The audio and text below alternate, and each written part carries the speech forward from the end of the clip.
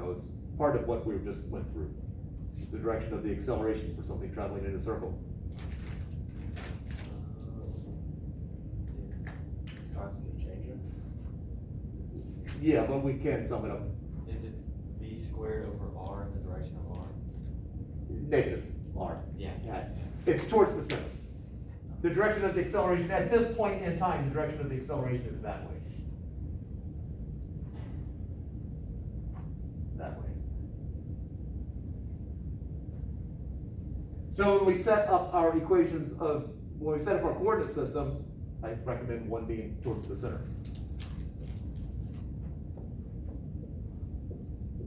I hat and j hat.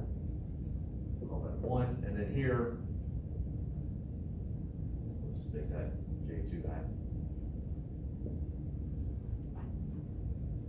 It really is irrelevant whether up or down is positive here, since the acceleration is 0.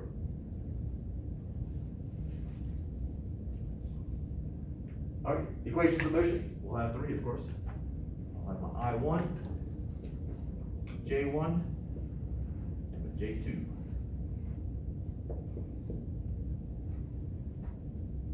Somebody take a chance.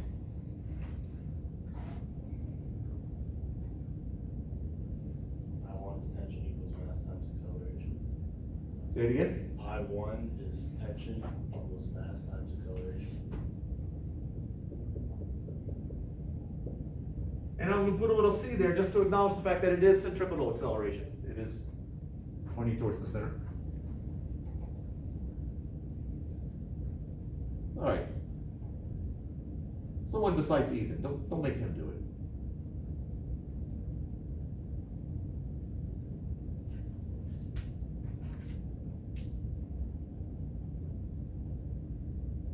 It's okay to be wrong.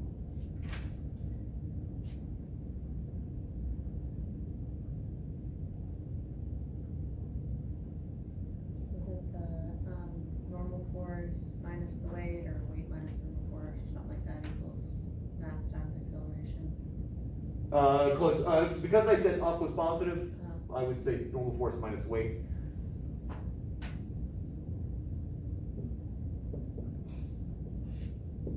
What is the acceleration vertically? 0. The acceleration is towards the center of the circle, not vertically here. So it's mass times 0. All right.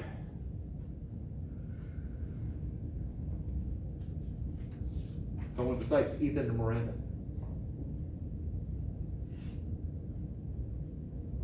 Would it be the force of tension minus weight 2 equals the mass times 0?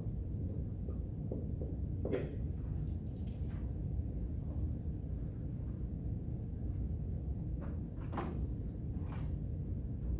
Substitution. There's no friction involved. We do have 2 things though, well, 2 or 3, depends on how you want to count it, where we have independent formulas. Can you break up the acceleration into negative v squared over r? Well, the negative sign is saying towards the center, but I made towards the center the positive direction, so just v squared over r. So that's one of them. So I have tension is equal to m1 v squared over r. And what's the other substitution that we do? Weight equals mass times gravity. Or acceleration due to gravity. And so I've got y is equal to m1g, and then tension equals m2g. Just bring that over. So now, this equation right here really doesn't do anything for us. There's no friction involved. Don't really care what the tension is, trying to find speed, so therefore, let's just combine those. So I get m2g is equal to m1 v squared over r. And solving for v, So I got M2G over M1 times R square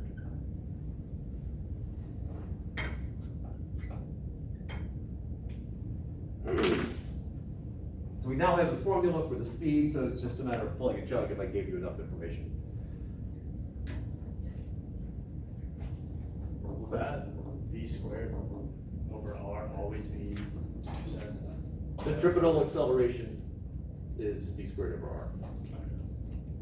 If it's changing directions and speeding up at the same time, if both things are happening, the centripetal piece of it is v squared over r, and then the tangential piece of it is changing speed over changing time.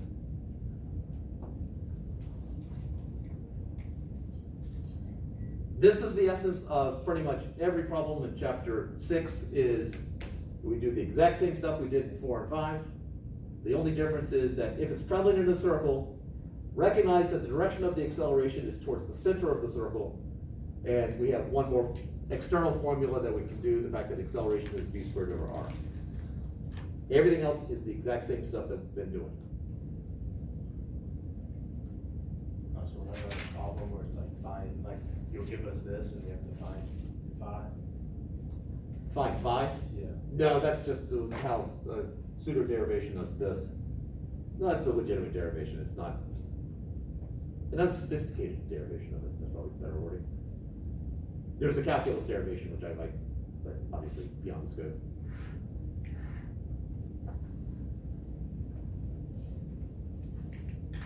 So let's do one that, well, let's go ahead. Let's plug and chug. If this is 3 kilograms and this is 5 kilograms and the radius here is 2 meters.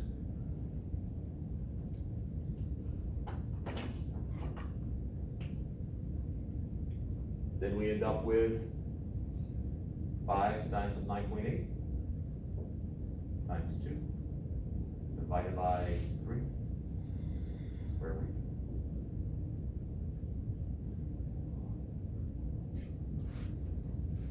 Is that around 6? Whatever that is.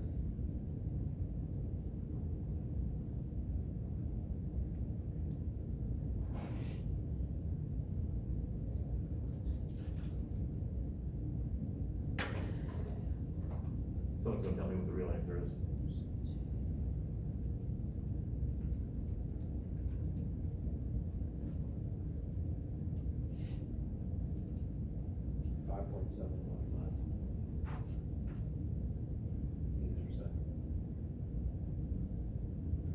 So what you're saying is I'm wrong.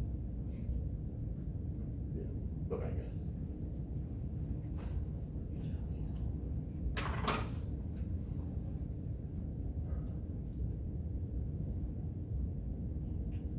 Now I know what you're thinking again. That was fun, but can you up the excitement? Can you make it more complicated? Well, yeah. So let's do it. I should say seemingly more complicated. Let's actually do this one right here, the one where we're spinning around. It's boring.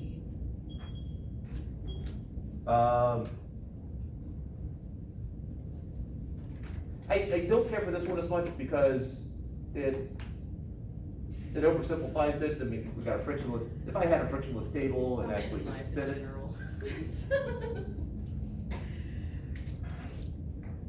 I think the mass is somewhere around 34 grams. You know what, I'm just going to pretend, because I like the lab that goes along with this when you actually do it. However, 40% off is difficult. All right, so this time I'm gonna have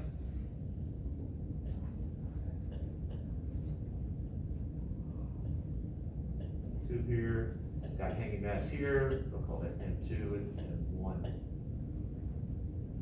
As this is spinning around in a circle, and I'm assuming it is spinning around in a horizontal circle, even if I could demonstrate that or not, what is the direction of the acceleration of mass 1 as it spins around? Towards the center. Okay, this way? That way. what I did. Isn't it the right center and something? Kristen, what did you say the first time? Goes in. Yeah, that's right. It's right towards the center. Yeah. It's not along the tension there. It is traveling in a horizontal circle. The acceleration is in that direction. And that is one of the most common mistakes that students make, is they go, oh, it's in the direction of tension. It is not. If we did the force diagram, I got weight 1 acting down. I got tension acting this way. Sorry to spoil it for those who wanted to just put it out. And then for mass 2, I got weight 2 acting down. And tension acting up. And making a guest appearance.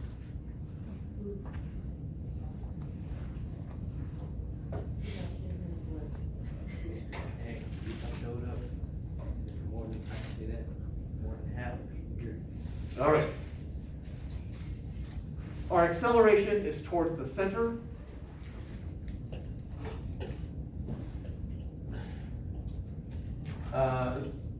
So we set up our coordinate system as such.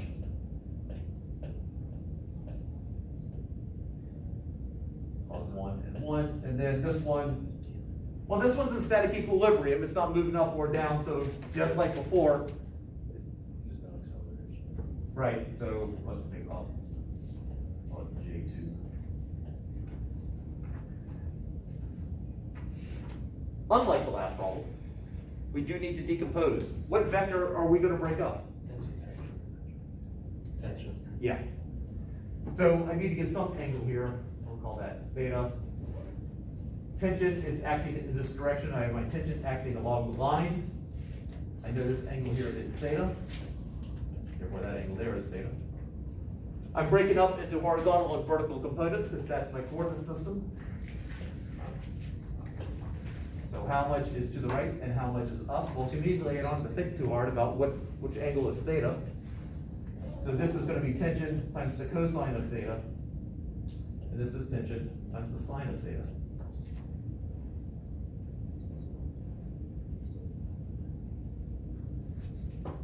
So this force diagram, we have weight acting down. We have tension times the cosine of theta acting towards the center, and tension times the sine of theta acting up.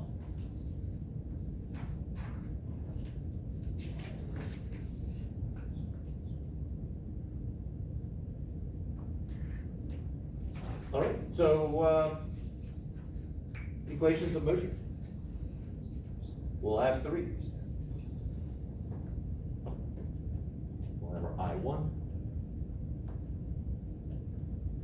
J1, and our J2.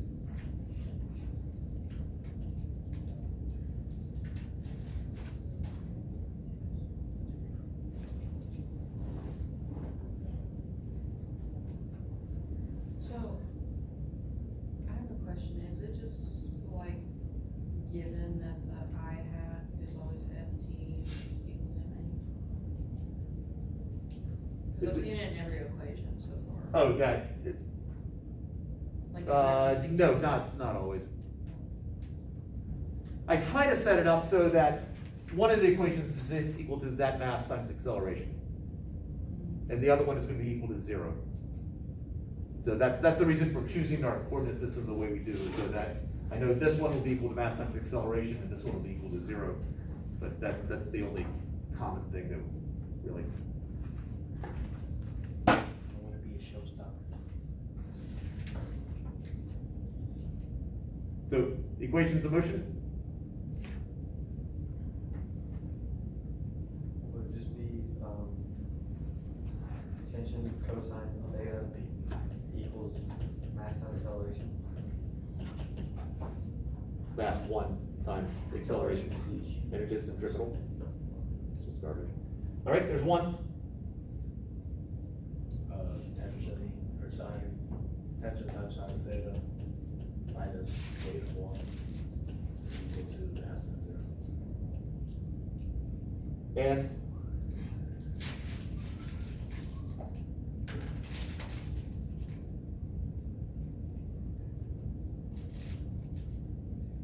FT minus weight 2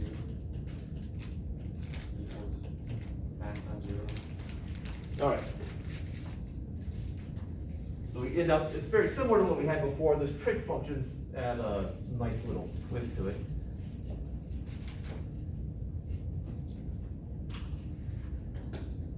Substitution, we have a formula for centripetal acceleration and for weight. So I have Ft. Yeah.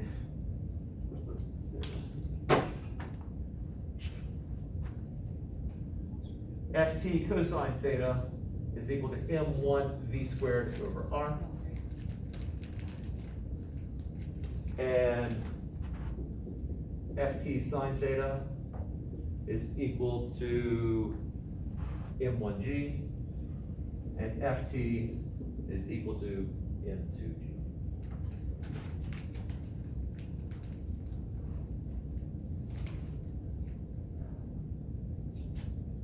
Now, one issue here is, what is R? If my length of string from here to here, let's go. If this length here is L, what is this R? Cosine of L, or if that was your hypotenuse, it'd be the cosine. Yeah. R is the distance from here to here. That is R. So it is m1 v squared over L cosine theta.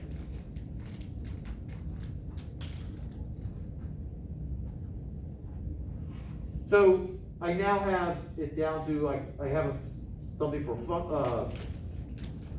tension here, which I can plug in. We run into an issue though, with the fact that I have a cosine here, I don't have a cosine here that I can cancel out. This becomes a lot trickier mathematically, but there is a nice little solution for that. We have this, well, let's actually do the quick derivation. And yes, it actually is a quick derivation.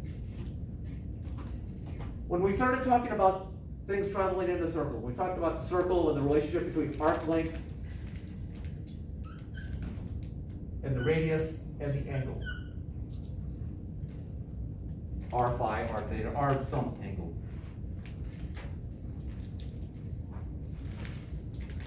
Well, if I do a change on both sides, then the change in S is equal to R times the change in theta. There's not a whole lot of difference between those, really. But I have this thing that's traveling along an arc in a certain amount of time. So what is a distance divided by time?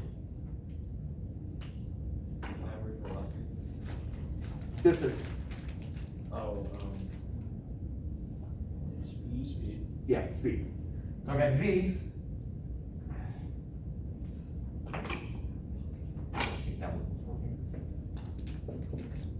Equals R times, now I have this angle, this change in the angle over time.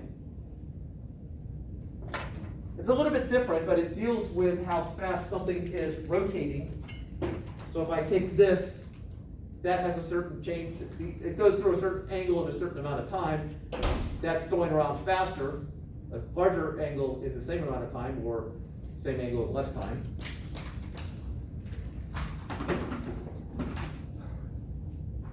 This is known as the angular speed.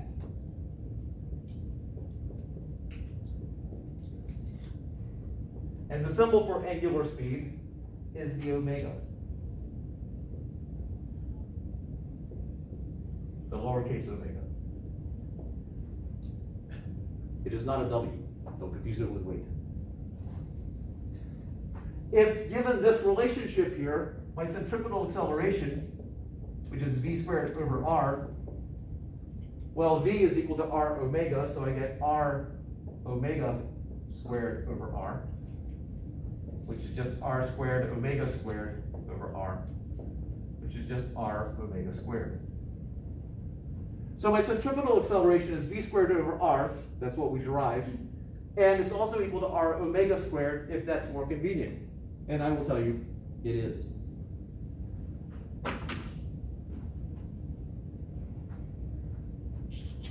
At that point, if we look at this equation right here, we get ft cosine theta is equal to m1 r omega squared. Yes? It might not be a smart question, but isn't r omega squared r omega times r omega, which would leave you with 2 r omega? The r is not squared, just the omega. Okay, I just thought the square was outside of parentheses. It is outside there, that's why I have an r squared omega squared, but one of those r's canceled out with this one. That canceled out with one of those. Okay. You don't look convinced. Well, if you have the quantity of r omega squared, Yes, it would be r omega times r omega. correct. Okay, I see what, I'm confused myself in my head. Okay, are you good now? All right. Remember that r is this distance, it is L cosine theta, so I have ft cosine theta is equal to m1 L cosine theta omega squared. I now have a cosine theta where I can cancel it out.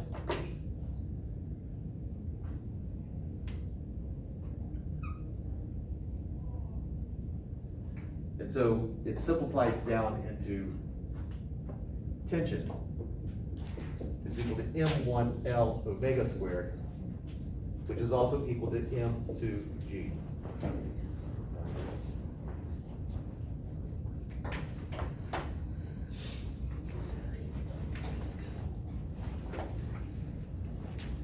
So omega squared, the angular speed squared, is just going to be m2G divided by m1L. And the nice thing about that is if I'm spinning this thing around, L is the distance from here to here. It doesn't matter what the angle is, the angle canceled out. So if I just know that length, I got L, M1, M2, I can just measure them, and then I know how fast this thing needs to go spinning around. And it's just, if I know how much time it takes to go around, if I need the angular speed, well, if it takes 2 seconds to go around the circle once, my angular speed is my angle